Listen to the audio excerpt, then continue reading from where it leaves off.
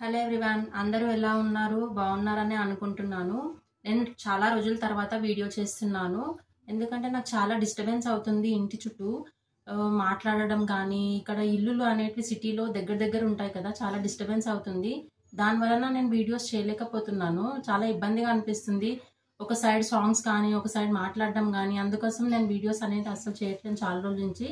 ఈ రోజు నేను చేయబోయే రెసిపీ వచ్చేసి బోడకాకరకాయ టమాటో కర్రీ.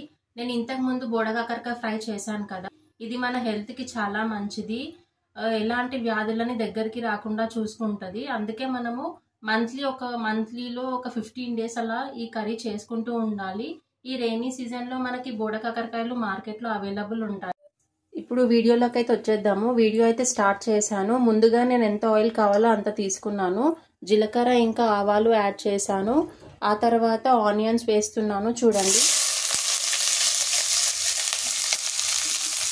నా వీడియోస్ కోసం అయితే వెయిట్ చేస్తున్న వాళ్ళందరికీ చాలా సారీ. ఎందుకంటే నేను చాలా రోజుల తర్వాత వీడియోస్ చేస్తున్నాను.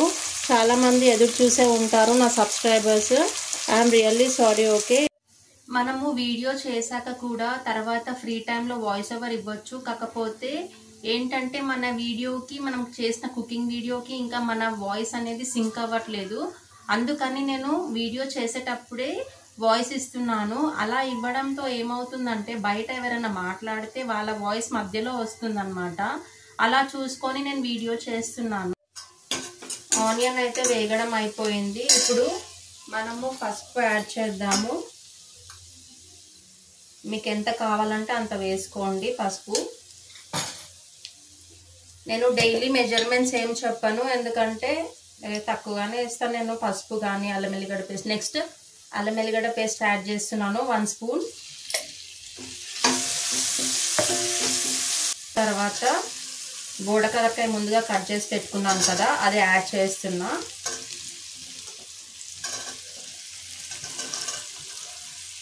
క్లారిటీగా అనిపించకపోతే నాకు కామెంట్ చేయండి కామెంట్ సెక్షన్లో. అలా అయితే నాకు అర్థమవుతుంది, లేకపోతే తెలియదు కదా, మనకి చెప్తేనే తెలుస్తుంది. ఇవాళ నేను చేసేది ఏంటంటే బోడకాకరకాయ టమాటో కర్రీ అనమాట. ఫస్ట్ మనము బోడకాకరకాయ ఫ్రై చేశాను కదా నేను. ఈరోజు నేను బోడకాకరకాయ టమాటో చేస్తున్నాను.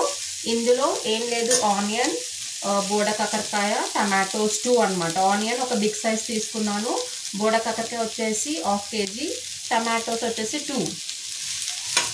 ఈ బోడకాకరకాయ మంచిగా కంప్లీట్గా వేగిన తర్వాత టమాటో యాడ్ చేద్దాం. ఈ బోడకాకరకాయని చాలామంది ఆకాకరకాయ అని కూడా అంటారు. ఇది అస్సలు చేదుగా ఉండదు. మీరు అందరూ అనుకుంటుండొచ్చు ఇది చేదుగా ఉంటుందని. ఒకసారి ట్రై చేయండి, మీరు కూడా కుక్ చేసుకొని తినండి. అస్సలు చేదుగా ఉండదు. నార్మల్గా అందరికీ తెలిసింది ఏంటంటే కాకరకాయ కదా, ఇది కూడా ట్రై చేసి చూడండి. బోడకాకరకాయ ఒక 10 to 15 minutes వేగితే చాలు, తొందరగానే ఉడికిపోతుంది. చూడండి, వేగిపోయింది. ఇప్పుడు టమాటో యాడ్ చేస్తున్నాను.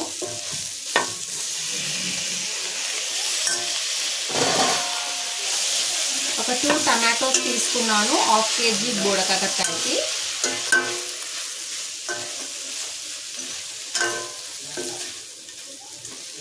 టేస్ట్ అయితే చాలా బాగుంటుంది. మనం తింటూ ఉంటే ఇందులో గింజలు ఉంటాయి కదా, అవి టక్కుమని మంచిగా అనిపిస్తూ ఉంటుంది. పళ్ళకు తగులుతూ ఉంటే చాలా టేస్టీగా అనిపిస్తుంది. మీరు కూడా చేసుకోండి, బాగుంటుంది, అస్సలు చేదుగా ఉండదు.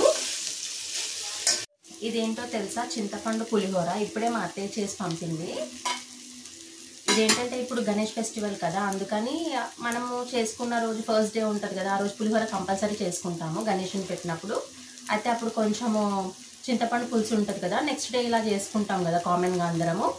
అయితే ఇదేంటంటే చింతపండు పులిహోర అందరూ నార్మల్గా ఇంగువ యాడ్ చేస్తారు. మేము పోపులో లాస్ట్కి లిటిల్ బిట్ షుగర్ యాడ్ చేస్తాము. మనం షుగర్ వేయంగానే ఇమీడియట్గా బంద్ చేసేయాలి. ఎక్కువసేపు ఉంచామనుకో ఆ షుగర్ అనేది గట్టిగా అయిపోయి గట్టిగా కడక్ అయిపోతుంది అనమాట కడాయికి.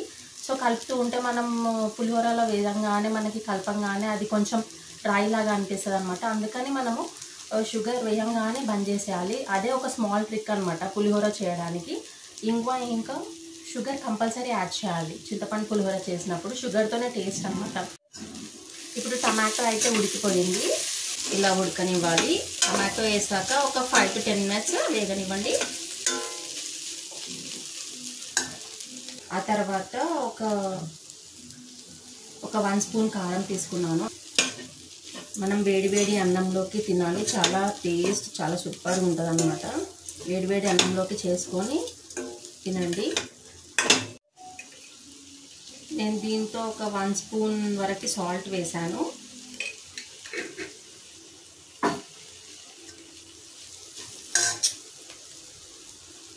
ఆ తర్వాత 1/2 స్పూన్ ధనియా పౌడర్ యాడ్ చేస్తున్నాను. చూడండి, ఇంతేనండి ఇంగ్రీడియంట్స్. దీంట్లోకి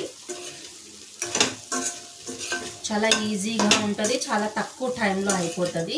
మనకి స్టార్టింగ్లో ఏ కర్రీ అయినా తినలేకపోతాం కదా, ఇలా ఒక 1-2 టైమ్స్ అలా చేసుకుంటే మనకి అలవాటు అయిపోతుంది.